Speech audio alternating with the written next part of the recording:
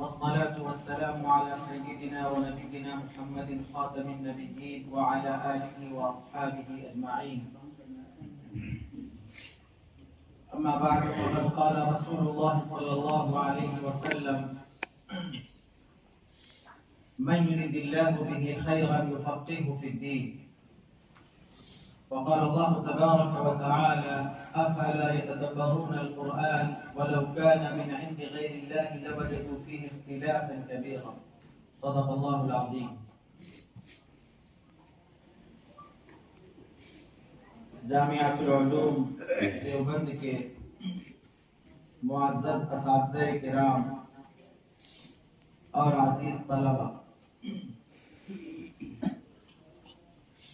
یہ ہمارے لیے خوشی کی بات ہے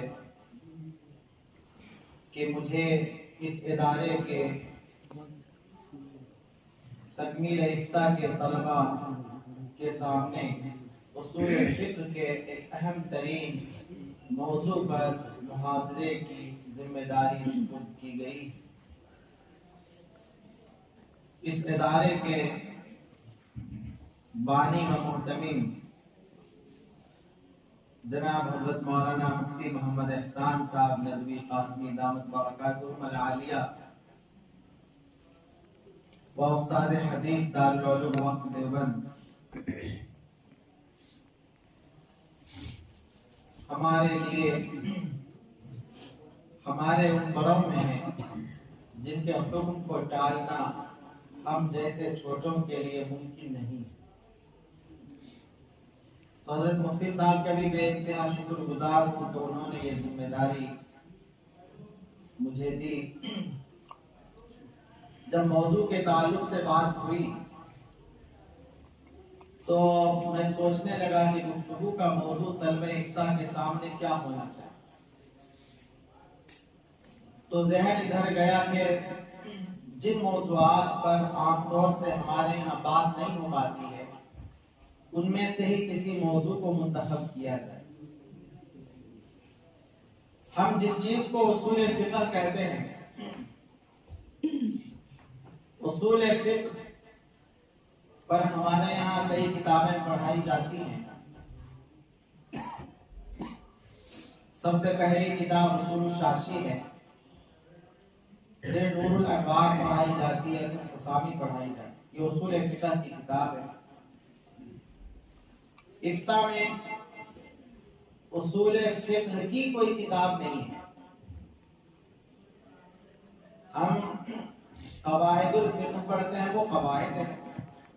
الاشباہ والنظائر بھی قواعد الفقہ۔ اسی لیے فرق یہ ہے کہ قواعد الفقہ نامی کتاب میں صرف قواعد ہیں، مثالیں نہیں ہیں، یا قاعدے کی کچھ شروط یا قاعدے سے کچھ مستثنیات کا تذکرہ یہاں نہیں ہے۔ قواعد الفقہ میں وہ سب الاشباہ والنظائر ہیں۔ تو الاشباہ والنظائر اصول فقہ کی کتاب نہیں ہے، وہ قواعد الفقہ ہی کی کتاب ہے۔ قواعد ہی ہیں جو بڑی وضاحت کے ساتھ قواعد کی درجہ بندی بھی ہے کہ وہ قواعد ستہ ہیں، قواعد کلیہ پورا جو 6 ہیں، اور بقیہ کچھ قواعد فرعیہ ہیں۔ بہرحال اصول فقہ کسے کہتے ہیں؟ اصول فقہ اصلاً 4 ہیں۔ اصول اصل کے کئی معنی ہیں۔ اصل کا ایک معنی جڑ کیا ہے، اور اسی سے تو جڑ ہم اس کو کہیں گے جب درخت جو جڑ ہوتی، اصل الشجر اصلها ثابت، قرآن میں درخت کے لیے اصلها ثابت کہ اس کی جڑ پیوست ہے زمین میں، اور اسی سے قیاسی طور پر آباء اور اجداد کو اصول کہا جاتا ہے۔ کبھی اصل دلیل کے لیے استعمال کیا جاتا ہے، اصل کبھی دلیل کے طور پر، اور کبھی اصل قاعدے کے لیے استعمال کیا جاتا ہے۔ جیسے ہم کہتے ہیں الاصل ان، الاصل ان مطلب اصل کا کیا معنی ہے؟ قاعدہ۔ اصل کے کئی معنی۔ اصول فقہ 4 ہے۔ جب کہتے ہیں اصول الفقہ تو وہ اصول بمعنی دلیل مصدر جہاں سے فقہ کو مستنبط کیا جا سکتا ہے وہ 4: کتاب، سنت، اجماع اور قیاس۔ اصول فقہ کی جو ہماری قدیم کتابیں ہیں وہ بنیادی طور پر ان کے 4 ہی مباحث ہیں، وہ چاروں اصول پر بات ہوتی ہے۔ آپ اصول الشاشی پڑھیں، پہلے کتاب اللہ سے بحث ہے، پھر سنت، پھر اجماع اور قیاس۔ اس کے بعد نور الانوار پڑھیں تو بالکل وہی ہے، کتاب اللہ، سنت رسول اللہ، اجماع اور قیاس۔ حسامی پڑھیں، وہی ترتیب ہے، پہلے کتاب اللہ، پھر سنت رسول اللہ، پھر اجماع اور قیاس۔ یہ بعد میں اور حقیقی طور پر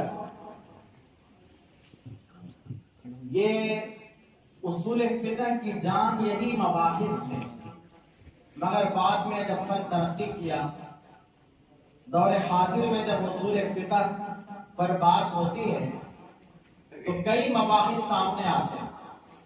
ایک مبحث ہے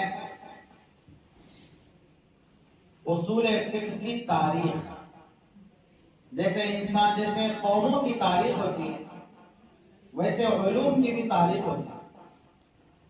آج دنیا بھر میں اسلامک اسٹڈیز کے جو شعبے قائم ہیں وہاں علوم کے اصل مباحث کی تعلیم بعد میں ہوتی ہے، اصل علوم کی تاریخ پر بات ہوتی ہے۔ اگر کہیں پر حدیث کا درس ہوگا تو وہ حدیث کی تاریخ کے تدوین کیسے ہوئے، مدون کون ہے، اور کتاب کتب حدیث کی درجہ بندی کیا ہے، اور اسناد اور متن کی بحث ہے۔ حالانکہ ہم جب حدیث جو ہم کہتے ہیں تو اصول حدیث ہم پیش نظر رکھتے ہیں، جیسے نخبہ ہمارے ساتھ۔ تو آج دنیا بھر میں یہ چلا ہے کہ جب کوئی علم پڑھایا جاتا ہے تو اس علم کی تاریخ کو بڑی اہمیت سے پڑھایا جاتا ہے۔ تو مغرب میں یہ طرز ایجاد کیا کہ علوم اور فنون کی بھی تاریخ ہونی چاہیے۔ ہمارے یہاں عربی ادب میں کتاب تاریخ الادب العربی پڑھائی جاتی ہے، جو آپ خود عربی ادب کی تاریخ پڑھیں۔ تو آج اصول فقہ میں پہلا مسئلہ کیا ہوتا ہے کہ اصول فقہ کی تاریخ ہونی چاہیے، بتائی جائے۔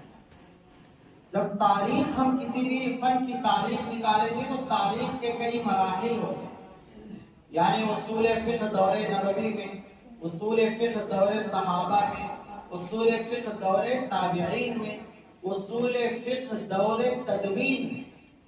تابعین کے بعد اصول فقہ کا دور تدوین شروع ہوتا ہے، جب اصول فقہ بطور فن کے کیا ہوتا ہے، مرتب ہوتا ہے۔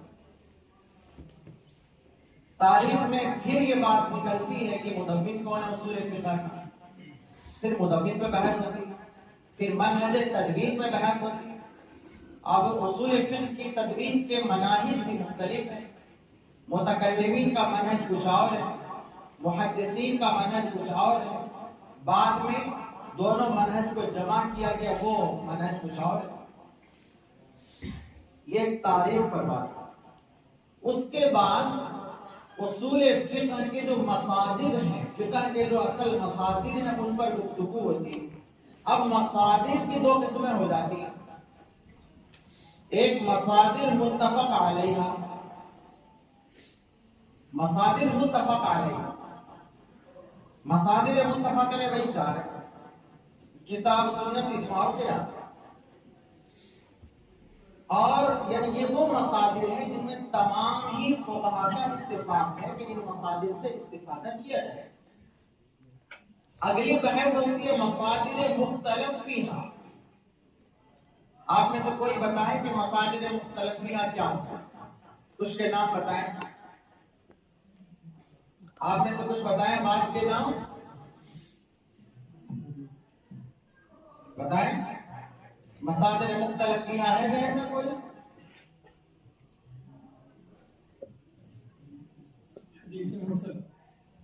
ہاں وہ تو حدیث میں ہے، مگر یہ ہے کہ مصالح مرسلہ، تو اب وہ بہت ساری قسمیں بن جاتی ہیں۔ استحسان ہو گیا، استصحاب ہو گیا، عرف ہو گیا، مصالح مرسلہ ہے، سد ذریعہ ہے، قول صحابی ہے، شرائع ما قبلنا ہے، یہ سب بھی آپ نے پڑھ رکھا۔ نور الانوار میں بھی یہ بحث آئی ہے مصادر مختلف فیہا کی۔ مالکیہ کے نا عرف اہل مدینہ بھی ہے، تعامل اہل مدینہ کے عرف میں داخل ہو سکتا ہے، مگر بہرحال یہ مصادر مختلف فیہا، مختلف فیہا یعنی بعض کے یہاں حجت ہے، بعض کے یہاں حجت نہیں۔ ان میں سے بھی عرف ایسا ہے کہ تقریباً سبھی کے یہاں کسی درجے میں ہے۔ بہرحال یہ دوسری بحث میں سب سے پہلے اصول فقہ کی تعریف، پھر تدوین کی بحث اور منہج تدوین کی بحث، نمبر 3 مصادر متفق علیہا کی بحث، نمبر 4 مصادر مختلف فیہا کی بحث۔ ان بحوث کے بعد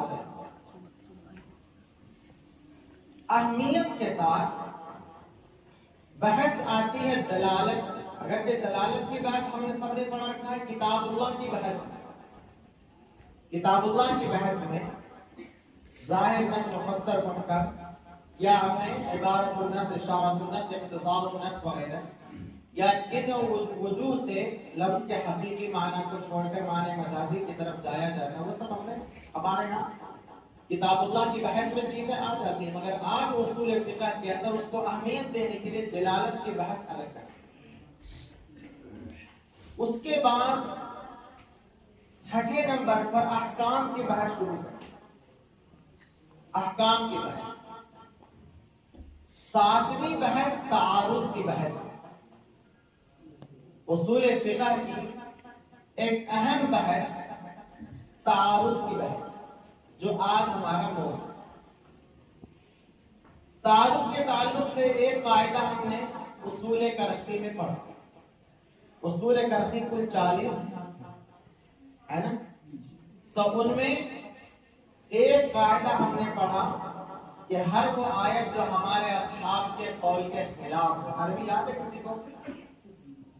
کسی کو یاد ہے؟ کسی کو یاد ہے؟ قاعدہ نمبر 36 ہے۔ اصل مضمون بتا دو کہ ہر وہ آیت جو ہمارے اصحاب کے قول کے خلاف ہے وہ کس پر معمول ہو؟ اولا نسخ پر، نمبر 2 نسخ پر، نمبر 2 بتاؤ مصلحت پر نہیں، اور بتاؤ کوئی؟ 3 امام 2 ہی پر ہے، اس پر ہے۔ اچھا چلیے، اس میں جو ہے تعارض کی بحث ہم وہاں پڑھتے ہیں۔ کیا کیا ہے کہ ظاہری طور پر علماء نے اس قاعدے پر جو لوگ سمجھتے کم اعتراض زیادہ کرتے ہیں، احناف پر اعتراض کا ایک نشانہ سا، خیر وہ اس پر نہیں جائیں گے چونکہ آپ کے اساتذہ نے آپ کو بتا دیا ہوگا۔ آپ سے سوال یہ ہے کہ یہ بتائیں کہ کیا نصوص میں حقیقی تعارض ہو سکتا ہے؟ یہ سوال آپ سب سے، کیا نصوص میں حقیقی تعارض ہو سکتا ہے؟ نہیں ہو سکتا۔ بہت صحیح ہے، یہ جو آیت میں نے پڑھی وَلَوْ كَانَ مِنْ عِنْدِ غَيْرِ اللَّهِ لَوَجَدُوا فِيهِ اخْتِلَافًا كَثِيرًا، کہ اگر اسلام جب قرآن افلا يتدبرون القرآن وَلَوْ كَانَ مِنْ عِنْدِ، اگر یہ قرآن غیر اللہ کی طرف سے ہوتا تو لوگ اس میں بہت اختلاف پاتے۔ یہ اسلام کی ایسی فقہی مسئلہ نہیں ہے، تعارض والا مسئلہ، نصوص کے درمیان تعارض والا مسئلہ صرف فقہ میں نہیں آتا ہے، یہ مسئلہ علم کلام کا ہے۔ سب سے پہلے اسلام کی جب ہم خصوصیات گناتے ہیں تو پہلی خصوصیت اسلام کی کیا ہو سکتی ہے آپ کی نظر میں؟ یہ بورڈ بھی ہے، کیا ہو سکتی ہے بتائیے؟ اسلام کی سب سے پہلی خصوصیت یہ ہے کہ وہ ربانی المصدر ہے، یعنی اللہ کی طرف سے۔ پہلی خصوصیت کیا ہے؟ کہ وہ اللہ کی طرف سے ہے، اس کا جو ماخذ اور سورس ہے وہ اللہ ہے۔